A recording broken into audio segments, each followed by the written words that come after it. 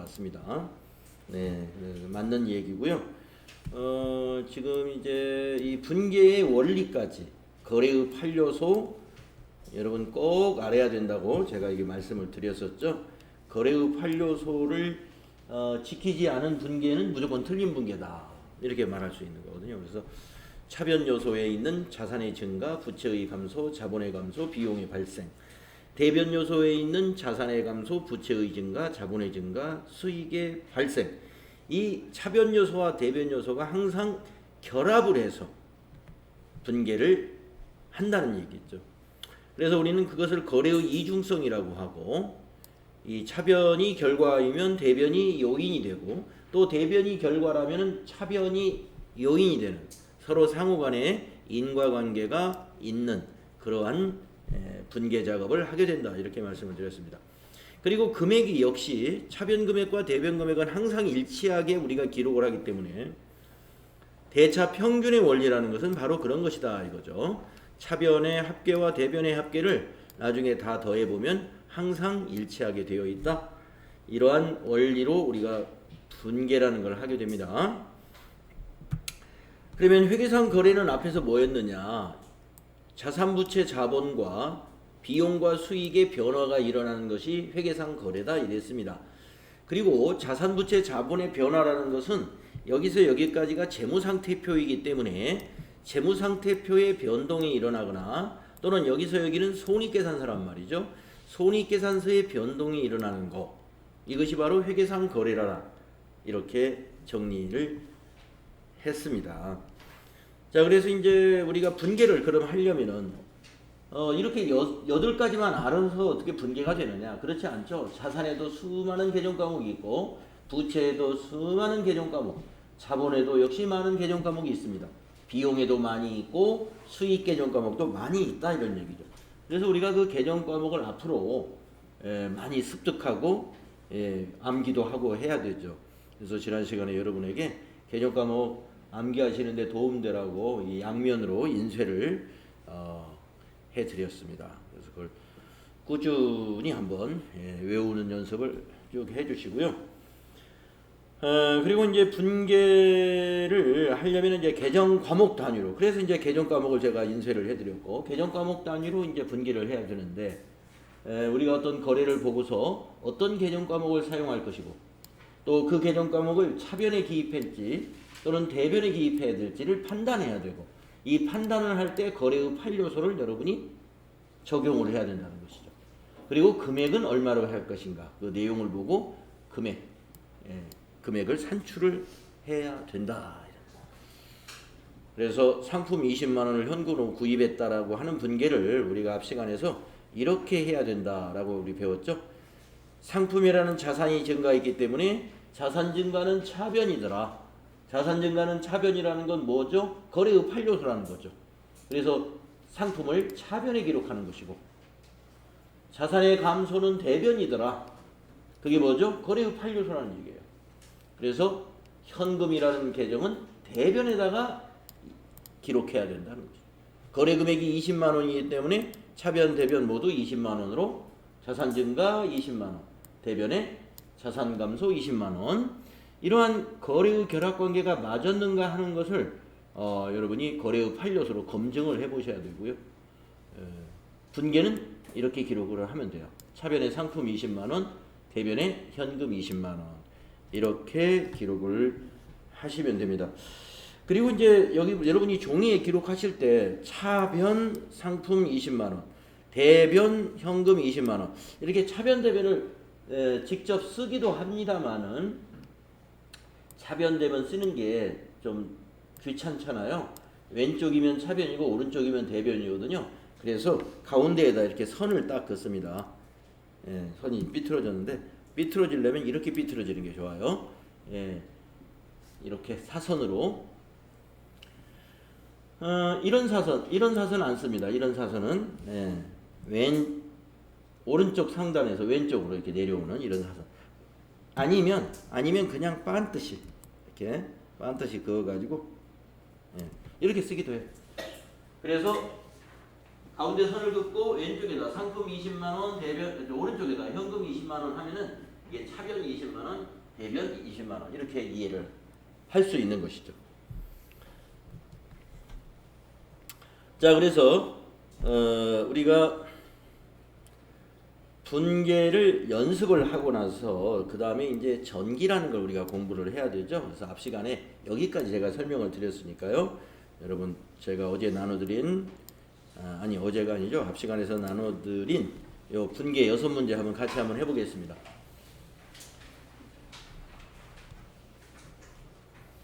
자, 동그라미 1번 1월 1일 날 액면금액 한 주당 5,000원인 보통주라는 건 보통 주식이다 이런 얘기입니다.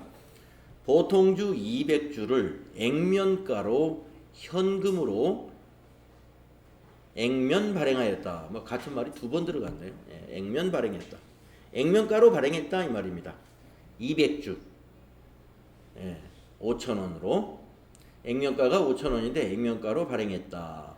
그러면 주주는 주식을 투자 목적으로 샀으니까 주주는 자산이 증가했죠. 네. 근데 우리는 주주 입장에서 회계 처리하는 것이 아니라 우리 회사 입장에서 회계 처리하는 거니까 네.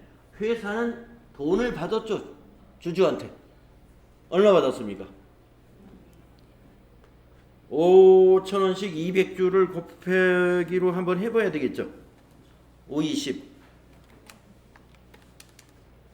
5,000원 곱하기 200주 했더니 100만원이네요. 100만원.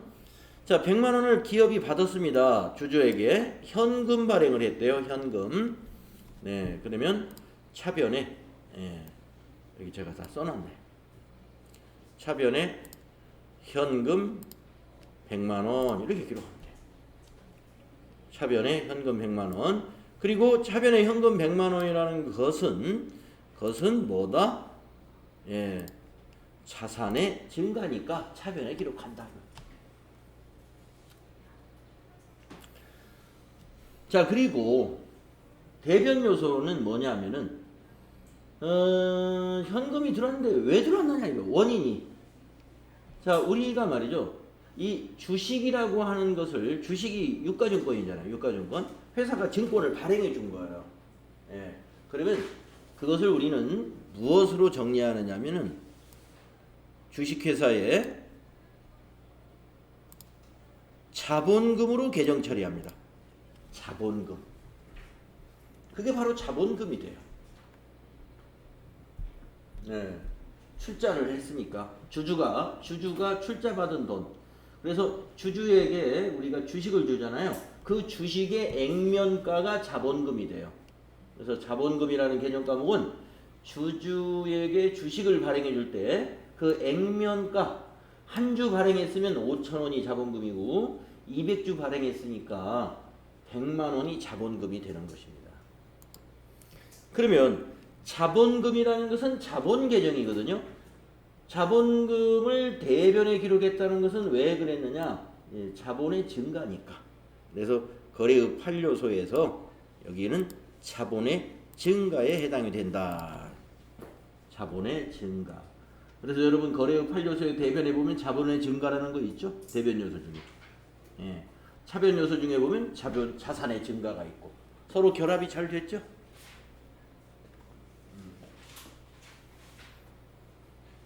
이 결합이 일어나지 않았다. 맞지 않으면 그거 틀린 거예요. 분계가.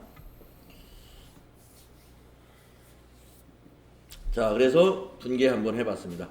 차변에 현금 100만원, 대변에 자본금 100만원, 자산 증가, 자본 증가.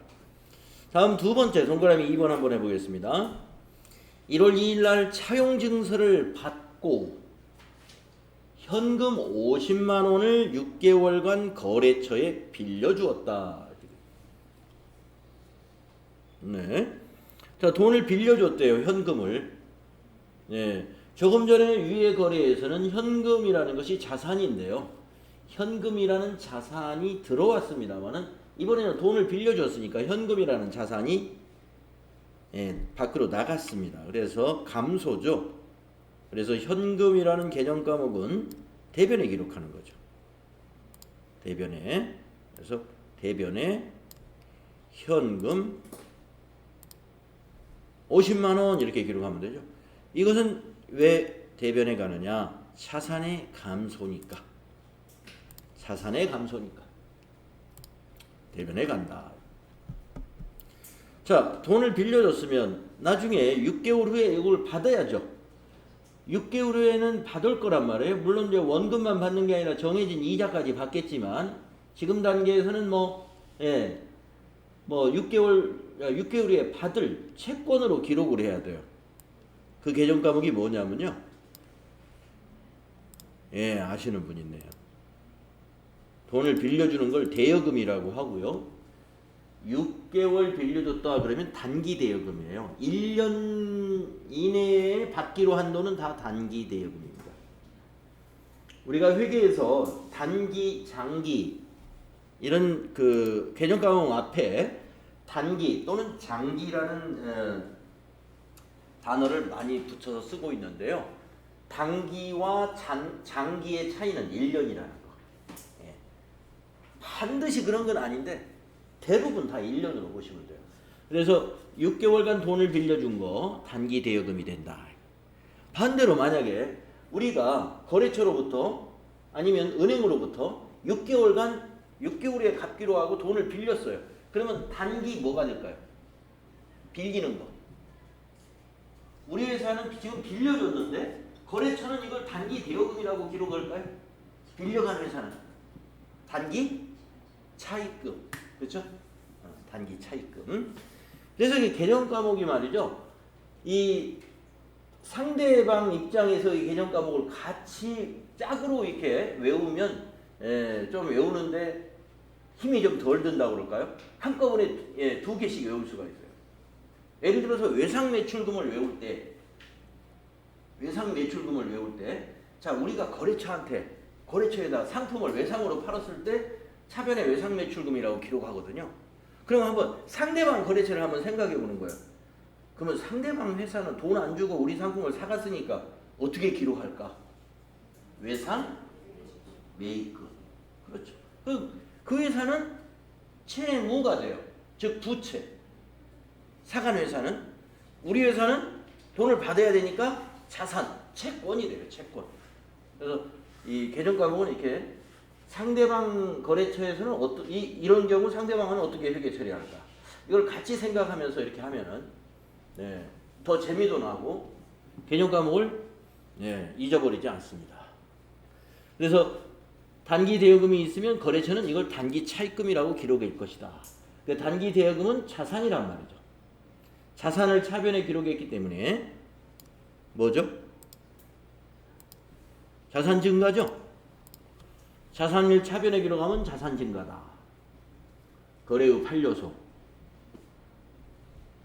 여러분 거래의 판료소가 딱 머릿속에 분기할 때는 떠 있어야 됩니다. 거래의 판료소를 머릿속에 딱 띄워놓고 해야 돼요. 다음에 세 번째 거 분기 연습해 볼까요? 거래은행에서 70만 원을 6개월간 차입하여 보통예금에다 입금했다. 보통예금에다 입금했대요. 보통예금에다가. 그러면 보통예금이라는 개정 과목이 있습니다. 그 다음에 아까 돈을 빌리는 것은 차입금이다. 근데 6개월간 빌렸으니까 단기 차입금이다. 개정 과목 2개 찾으셨죠? 이제 배치를 해야 돼요.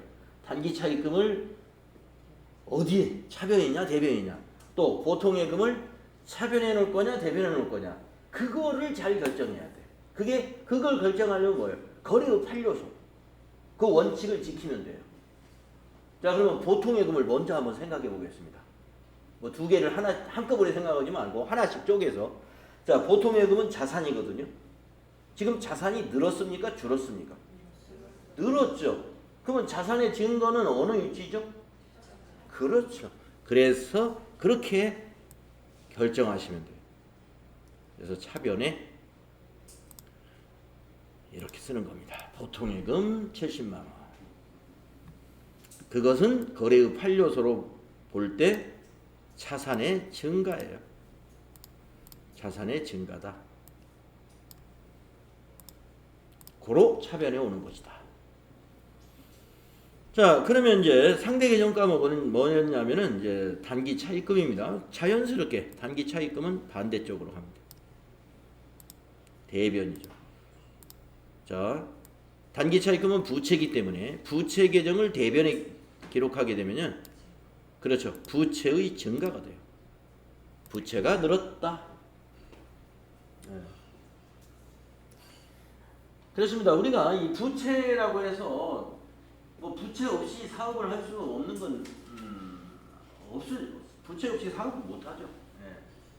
제가 옛날에 IMF 시절에 정말 그 돈이 좀 어려워가지고요, 망신을 다 당해봤어요. 은행에서 특히. 예. 그 뒤부터 은행 사람들을 별로 안 좋아하기 시작했어요. 예. 인정 사정 없습니다. IMF 뭐 겪어보신 분도 계시겠지만 그때 많이 다들 어려웠어요. 다들 어려운데 은행에서는 어려운 사람을 더 어렵게 만듭니다. 예, 돈 더 갚으라고 그래요. 아, 이거 좀 한 2, 3년 지나면 뭐 풀릴 것 같기도 한데 그때까지만 좀 참아줬으면 좋겠는데 당장 갚으라고. 당장. 뭐 큰일 날 것처럼. 그러니까 어때요? 옆에서 아는 사람한테 어떻게, 아니 좀 보증 좀 서달라고 그러고, 그 당시엔 다 보증 서주고 그랬어요. 그런데 그 더 큰 망신은 뭐예요? 보증을 서주려고 그래서 참 어려운 사람을 데리고 갔는데 안 된다는, 그래도 안 된다. 그래서 참 뜨거운 맛을 봤는데 그 뒤로 제가 예상을 안 합니다. 예. 친구들을 만나도 꼭 돈 없으면 안 나가요. 예. 내 돈 없이는 절대 만나지 않았어요. 예상 안 하고 지금까지 아주 잘 살아와요. 예. 제가 예상하는 건 카드밖에 없어요. 원래는 카드도 쓰기 싫어요. 그런데 카드를 안 쓰면 불편한 게 더 많습니다. 예. 카드가 있어야 뭐 이 재난 지원금도 신청하고 그러잖아요. 네, 그래서 카드도 뭐 많잖아요. 뭐 BC 카드, 국민카드, 삼성카드 해달라고 막 안 하죠. 딱 하나만 해요. 예. 옛날에 자동차 바꿀 때 했던, 어쩔 수 없이 그 자동차 살려니까, 현대자동차 살려니까 현대카드 쓰면 뭐 혜택을 주더라고요. 할인 혜택을. 네, 그래서 어쩔 수 없이 현대카드 만들어가지고 지금까지 쭉 씁니다. 하나만 써요. 그래서 저는 사실 이게 부채가 없습니다. 그래서 좋은 집에 이사를 못 가요. 예. 좋은 집에 가려면 부채를 내야 되잖아요. 은행 융자 받아가지고. 그러니까 그냥 허름한 집에서 그냥 살아요. 예. 부채 하나도 없어요. 자, 근데 사업할 때 부채 필요해요. 예. 저처럼 이렇게 자그마한 사업을 하면 부채도 필요 없어요. 없는데 좀 크게 하려면 부채 필요한 겁니다. 근데 중요한 것은 제가 무슨 말씀을 드리려고 하냐면, 부채가 있더라도 증가했는데 뭐가 증가했어요? 자산 증가했죠. 돈을 빌려가지고 이렇게 예금을 했다든가 뭐 무슨 상품을 샀다든가 이러면 괜찮아요. 그런데 지금 요 보통 예금에 넣어놨으니까 이 사람 어떻게, 이 회사 어떻게 쓸지 모르죠. 예. 이걸 예를 들어서 종업원들 급여를 줄 돈이 없어서 차입을 했다. 이건 성격이 안 좋은 거예요. 예. 별로 희망이 없죠. 빚을 낸 거를 가지고 상품을 사다가 팔아가지고 이익을 남겨서 부가가치를 창출하면 그 빚을 갚을 확률이 굉장히 높죠. 예. 수익 창출이니까. 그런데 자, 70만 원 벌어서 차입을 했다고 봅시요. 예. 해가지고 그 다음날 직원이 한 명인데 급여를 줬어요. 그건 뭡니까? 회사에 돈이 없으니까 은행 빚내서 직원들 급여 준 거죠.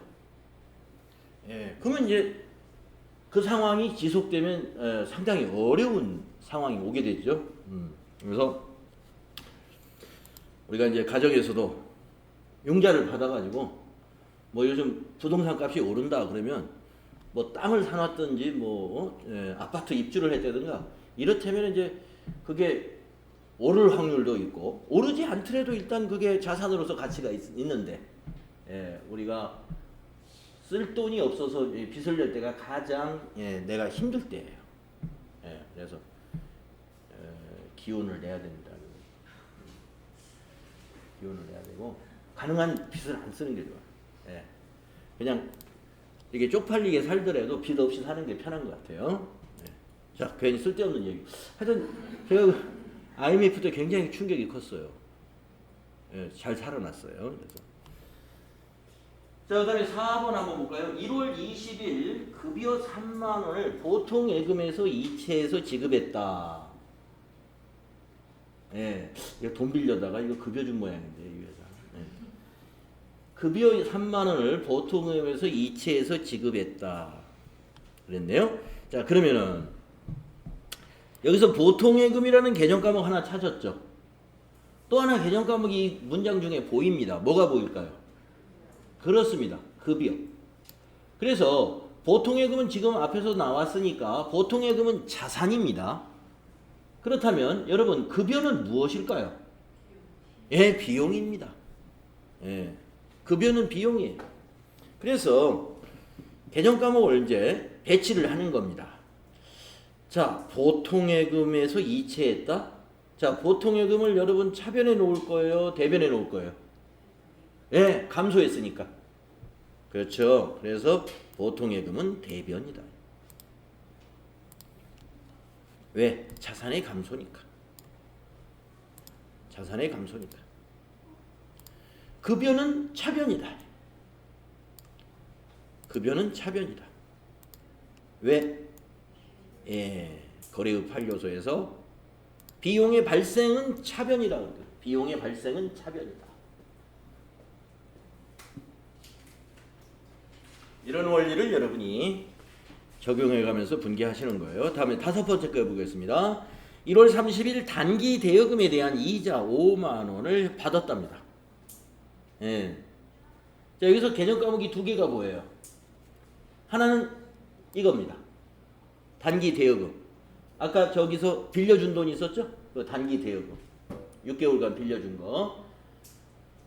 단기 대여금 하나 찾았고요. 또 하나 개정 과목은 뭐가 보이냐 하면은 아니 단기 대여금이 보이긴 보이는데 이건 분개할 사항이 아니네.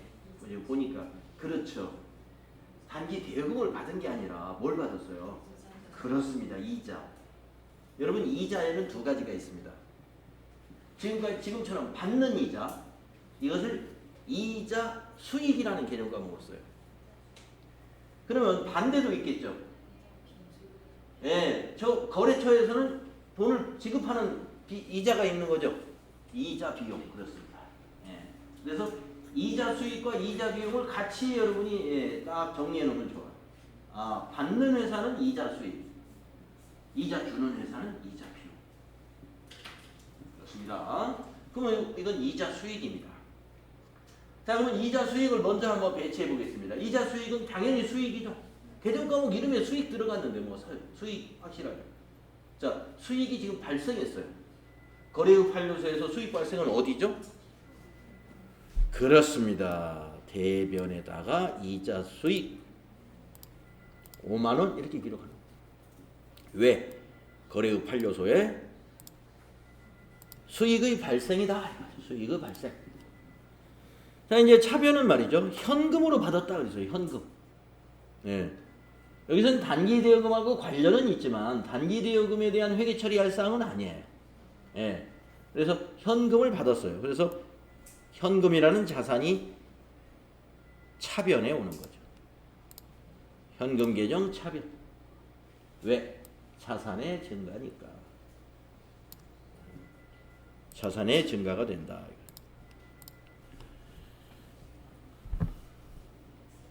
이러한 연습을 우리가 많이 해야 됩니다. 많이. 자, 그 다음에 6번째 거 한번 해볼까요? 1월 30일에 매출 대행 수수료 8만 원을 현금으로 받았다라고 했네요.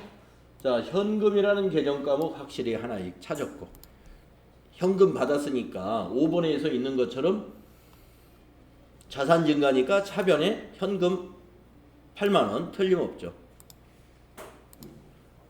자산 증가니까. 현금 8만 원 받았으니까 현금을. 왜 받았느냐? 원인이 대변에 있어요. 수수료로 받았죠. 자, 아까 5번에서 말입니다. 이자에도 주는 이자, 받는 이자. 받는 이자는 이자 수익이요. 주는 이자는 이자 비용입니다. 그랬습니다. 수수료도 말이죠. 지금은 매출을 대행해주고 받은 거죠. 받는 수수료가 있고요. 그럼 반대로 매출을 우리 제품 좀 팔아주세요 하고 이거 팔면 뭐 얼마씩 수수료를 주겠습니다. 그 주는 회사의 수수료가 있죠. 그렇습니다. 그래서 지금은 받는 회사니까 수수료 뭐가 될까요? 수익. 수수료 수익. 수수료를 주는 회사는 수수료 비용. 옛날에는 지급 비용이라고 했어요. 네. 수수료 비용입니다. 아시겠죠? 그래서 우리는 지금 받았어요. 그것을 우리는 수수료 수익이라고 한다. 수수료 수익.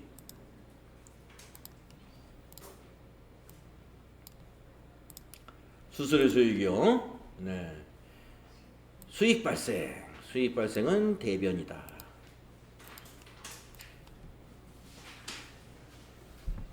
그렇습니다. 이것을 우리가 분계라 하고요. 앞으로 여러분이 회계 처리 전표 입력에서 이 분계를 바로 입력하면 그게 전표 입력이 되는 겁니다. 분계를 입력하는 거예요. 회계 실무에서 가장 핵심은 이거예요.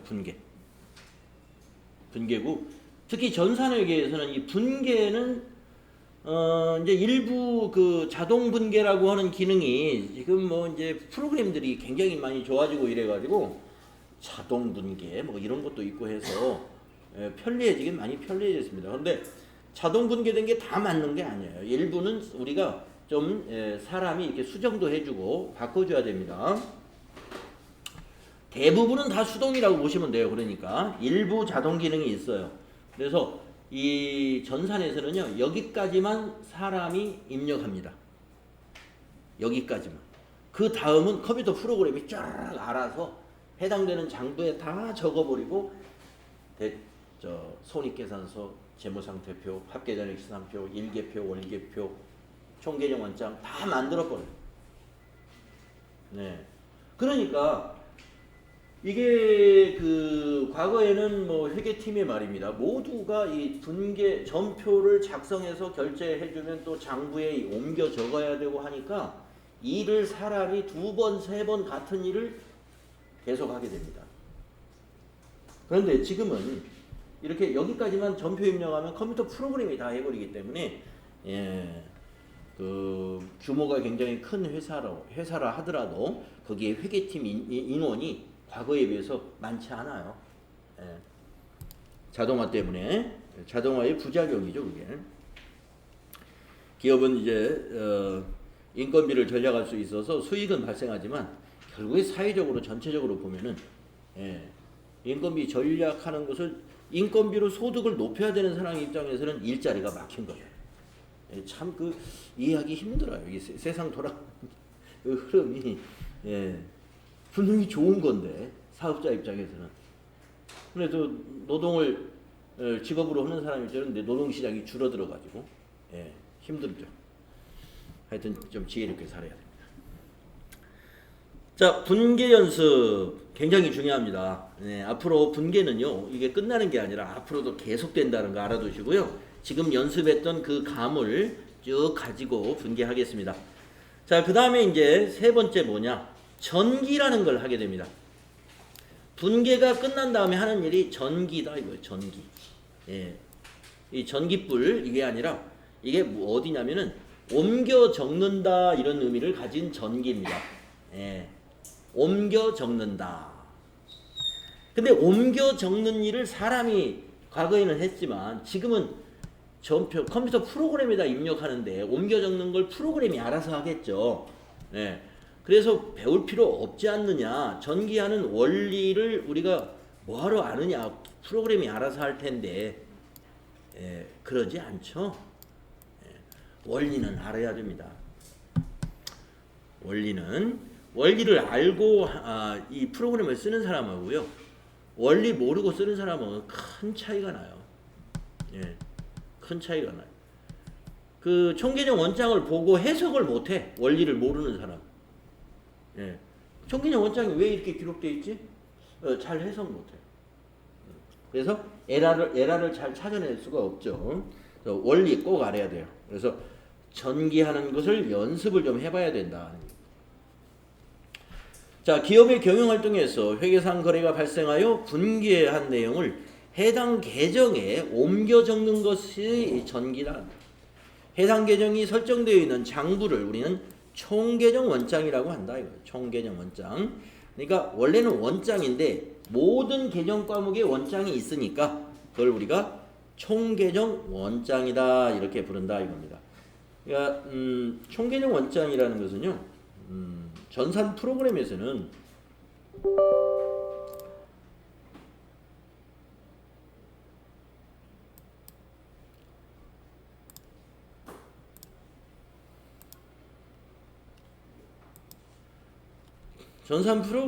이제 총계정 원장이라는 게 이렇게 보여지거든요. 이게 총계정 원장.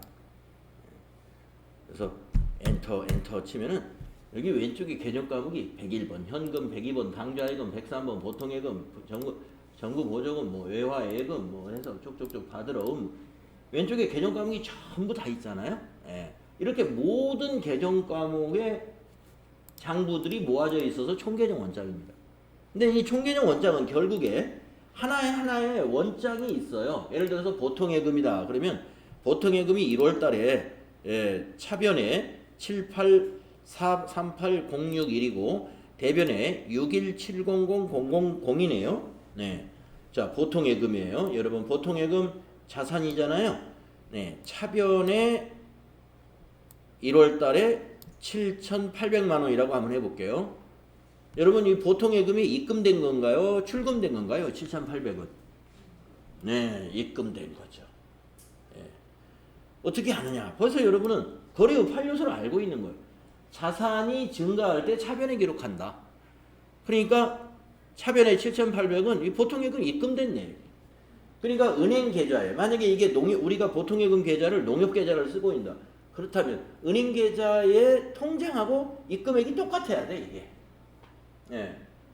은행 계좌의 통장하고.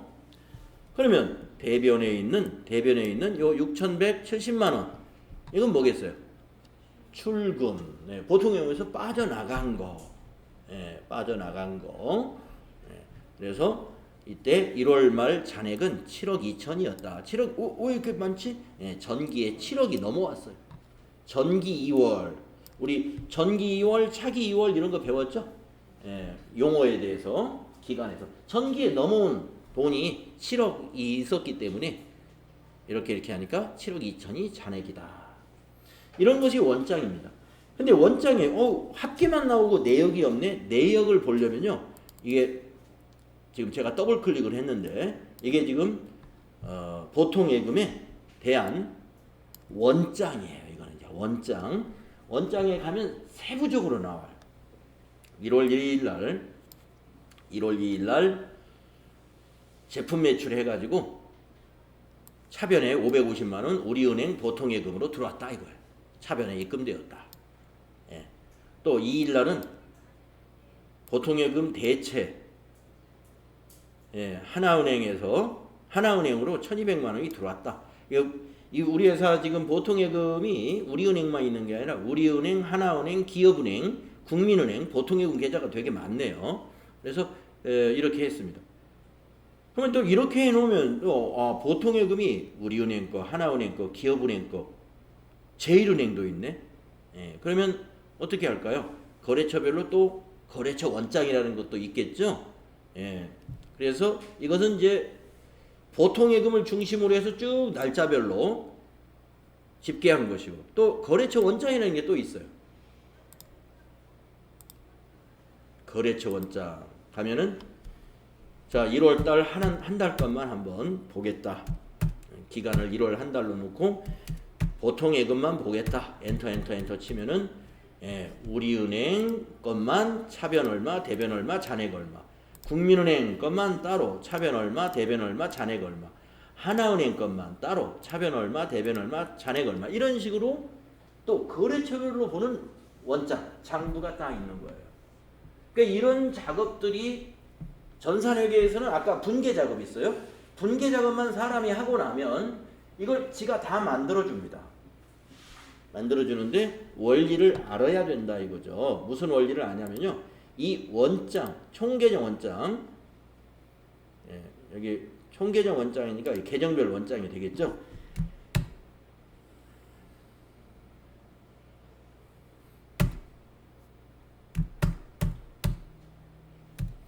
모든 계정에 대해서 계정별 원장이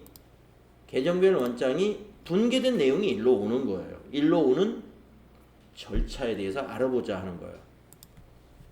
그래서 그것을 우리가 손으로 연습을 해보는 겁니다. 매우 중요한 시간이에요. 37페이지에 있는 전기 절차 매우 중요하다. 왜 그러냐면 이게 손으로 전기 연습하는 시간이 오늘밖에 없습니다. 왜냐면은 우리가 지금 제가 여러분에게 인생을 나눠준 거 이걸 가지고 매번 이렇게 할 시간이 없어요. 굉장히 중요한데 시간이 없으니까요. 오늘 전개하는 걸 꼭 잘 기억을 해두셨다가 이게 왜 중요하냐면요. 실기시험에서는 중요하지 않아요. 실기시험은 그냥 점표 분계만 여러분이 착 하면은 끝이야. 그 뒷거는 컴퓨터 프로그램이 하는 거니까. 그런데 우리가 이론 시험이라는 건 뭘까요? 이 사람이 이론적인 지식이 얼마나 있나, 원리를 알고 있나 이걸 물어보는 거잖아요. 원리를 알고 있나 물어보려면은 이 전기 절차를 알아야 돼요. 굉장히 중요합니다. 자, 1번 분계할 때 기록된 분계의 해당 계정을 찾아라. 분계할 때 만약에 차변에 현금이었으면 현금을 찾아라 이 말이에요. 무슨 장부? 원장을 찾아라 이겁니다. 두 번째, 차변 계정에 분계된 금액을 총계정 원장 해당 계정 차변에 기입하면 돼요. 차변 계정은 그냥 차변에 갖다 기입하면 돼요. 또 대변 계정은 그 원장을 찾아서 대변에 기입하면 돼요. 그런데 기입할 때 4번에 보면 금액 앞에다가 상대 계정 과목을 기입해줘라. 이걸 좀 기억을 잘 하셔야 돼요. 상대 계정 과목을 기입해줘라. 네, 미리 한번 결과부터 보면요. 자, 요거 한번 결과부터 볼래요? 네. 요거 굉장히 이게 중요하다. 이걸 자꾸 잊어버려요, 여러분이. 상대 계정 과목을 기입해줘라라고 했으니까 이게 상대 계정 과목이란 말이에요, 이게. 그러면 이걸 보고 여러분이 해석이 가능해야 돼. 자, 지금 상품 계정을 온 거죠. 제목이 상품이잖아요. 계정 과목이. 상품은 자산이에요, 여러분. 자산. 자, 자산입니다. 자산 계정 차변에 적었어요. 20만 원. 자산 계정 차변에 기입해놨죠. 제가 이 그림에 대해서 얘기 안 했나 모르겠는데, 이 그림이 저쪽에도 지금 그런 그림이 있죠. T 계정이라고 해요. T 계정. 이게 왼쪽 오른쪽 나눠놨잖아요. T자. 왼쪽이 차변이고 오른쪽이 대변이에요. 자, 그러면 상품 계정이 자산 계정인데 차변에 20만 원 기록했습니다. 그러면 여러분 상품이 입고된 건가요? 출고된 건가요? 출고? 상품이 들어왔는 입고된 겁니다. 상품이 들어왔어요. 상품이 나갔으면 반대쪽 대변입니다. 상품이 증가했다 이렇게 표현해야 되겠죠. 하여튼 뭐 입고니까 증가돼요. 구입했다 이거예요. 구입. 상품을 구입했습니다. 자, 근데 요게 이 앞에 있는 게 뭐냐면 상품의 상대 계정 과목. 자, 상품 차변에 기록했고 대변이 현금이었다는 얘기예요. 상대 계정 과목이니까. 그러면 상품을 20만 원 샀는데 뭘로 샀다? 현금으로 샀다. 이걸 여러분이 추정해내야 돼요. 이 원리를 알면 그게 추정이 되는 거예요. 자, 또는 이쪽 거 말고 오른쪽에 있는 이 그림만 가지고도, 왼쪽에 있는 이것 말고 오른쪽에 있는 이 그림만 가지고도 우리가 그 해석을 해낼 수 있어야 됩니다. 자, 여러분 현금이 뭐죠? 자산이죠. 현금 자산입니다. 현금 자산. 그러니까 먼저 위에 있는 것이 뭔가를 정확하게 인식해야 돼요. 자, 계정 과목이 자산이에요. 자산 대변에 적었습니다. 자, 여러분 자산 대변은 감소입니까? 증가입니까? 감소죠. 감소. 현금이 나갔다. 근데 앞에 적힌 건 뭐예요? 상대 계정 과목이라고 그랬죠. 상대 계정 과목은 상품이래요. 현금이 20만 원 감소했는데 상품 때문에 감소했대. 그러면 뭐예요? 상품을 사온 거죠, 현금으로. 그렇게 해석해내야 된다 이거예요. 이해가시죠? 예. 시험에서 이거 해석이 안 되면은 적어도 2점은 확실하고 한 4점은 그냥 놓칩니다. 그래서 반드시 그 원리를 아셔야 됩니다. 상대 계정 과목이 기입되어 있다는 거. 요거 잊지 마세요. 이 4번. 원장에 적혀있는 금액 앞에 적혀있는 게 이게 뭐지? 이거는 이거의 상대 계정 과목이에요. 요 위에 있는 계정 과목의 상대 계정 과목. 반대쪽이니까 상품의 차변이면 대변이 현금이란 얘기죠. 반대쪽이니까. 자, 여기는 이제 이쪽으로 보면은 현금이 대변이니까 상품은 차변이라는 얘기예요. 그걸 여러분이 딱 머릿속에 분계가 딱 서야 돼. 그래야 그 다음에 질문에 대해서 답변을 딱딱 할 수 있어요. 답변이 맞았는지 틀렸는지를 우리가 맞출 수 있다. 자, 예를 들어보겠습니다. 여기 뭐 이미 예 들어놓은 거예요. 상품 20만 원을 현금으로 구입하였다는 분계는 이와 같이 된다. 이거. 차변의 상품 20만 원, 대변의 현금 20만 원. 이걸 전기하려면 어떻게 한다? 먼저 상품을 찾아라. 찾아갔습니다. 찾아갔어요. 차변이니까 차변에 기입해라. 네, 기입했습니다. 여기는 뭘 기입하느냐? 상대 계정 과목을 갖다 여기다 기입해라. 이해가시죠? 네. 또 이번에는 대변. 자, 대변의 현금을 찾아라. 예, 찾아갔어요. 대변에다 기입해라. 예, 기입했어요. 금액 앞에 계정 과목은 상대 계정 과목 상품이라고 기록해라. 그 원리예요.